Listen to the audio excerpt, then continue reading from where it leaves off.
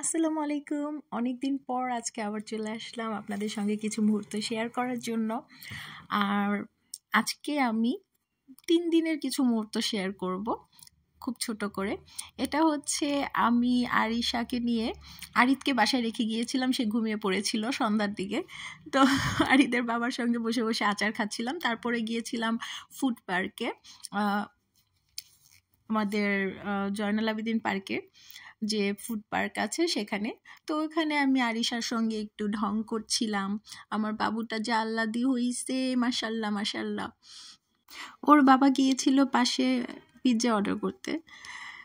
তো আমরা আসলে একটু ঘুরতে ফিরতে পছন্দ করি, বিশেষত আমি, যার কারণে আমার বাবুরাও হয়েছে তেমন।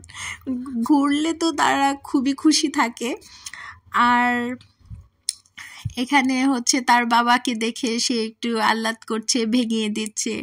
আর এটা হচ্ছে মুক্তাগাছা যাওয়ার পথে রাস্তায় দাঁড়িয়েছিলাম আমরা। এখানে আবার হুট করেই আমরা ডিসিশন নিয়েছিলাম যে আমরা একটু মুক্তাগাছা থেকে ঘুরে আসি, মন্ডা খেয়ে আসি। কারণ শীতের দিনে গুড়ের একটা মন্ডা পাওয়া যায়, খেজুরের রসের তৈরি।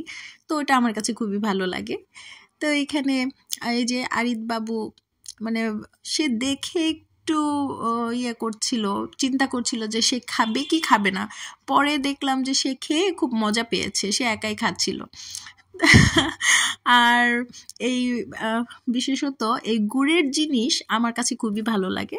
তো ওইখান থেকে আমরা জমিদার বাড়িতে গিয়েছিলাম একটু ঘোরাফেরা করার জন্য। আরিত খুব অবাক হয়ে গিয়েছিল যে কোথায় নিয়ে যাচ্ছে তার বাবা। তো তার বাবা তাকে বলছিল যে এটা তো রাজার বাড়ি, জমিদার বাড়ি। কিন্তু সে তো আর এগুলো বুঝে না, রাজা জমিদার বুঝার মতো বয়স এখনো তার হয় নাই। আর সব থেকে বড় কথা হচ্ছে দুইটা বাচ্চাই আমার মানে মাকে পছন্দ করে না। তার বাবাকে পেলে দুইজনই একেবারে বাবার পাগল।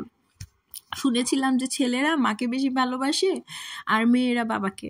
তো এখানে হয়েছে উল্টা, মানে আমার ছেলেটাও তার বাবাকে ভালোবাসে, মেয়েটাও তার বাবাকে ভালোবাসে।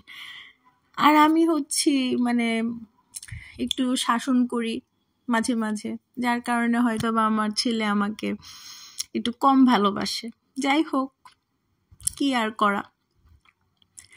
তারপর হচ্ছে আমি কারুকাজগুলা শুধু দেখছিলাম, এত বছর আগের, মানে এত সুন্দর নকশা করা দেয়ালের মাঝে। আর এই জায়গাটা আমাদের একটা ঐতিহ্য, ভালোই লাগে।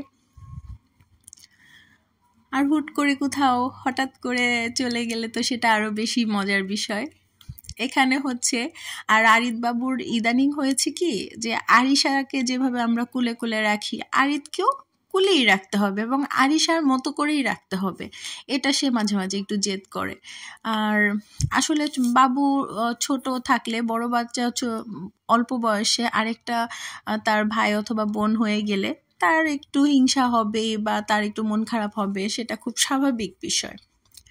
আর আমার মেয়েটাও তো ঢঙ্গি কম না, জিদ্দি কম না। সে শুধু এখনো তো বুঝাতে পারে না, আর একটু বড় হলে তখন তার ভাইকে বুঝাবে যে তুমি হিংসা করো, আমিও তোমাকে হিংসা করি।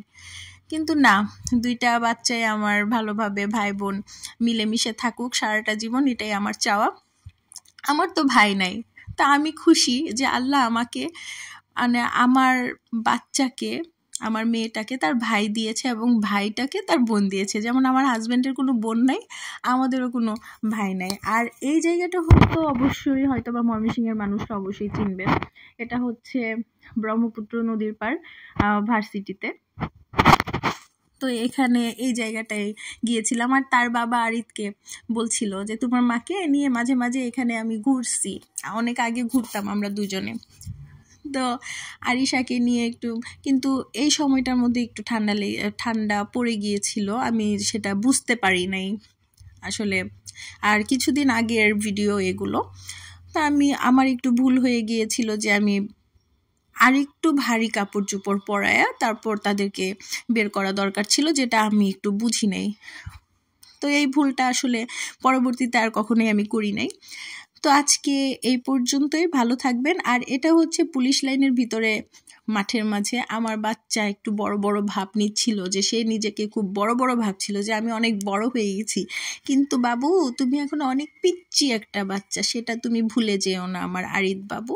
আচ্ছা ঠিক আছে, সবাই ভালো থাকবেন, আল্লাহ হাফেজ।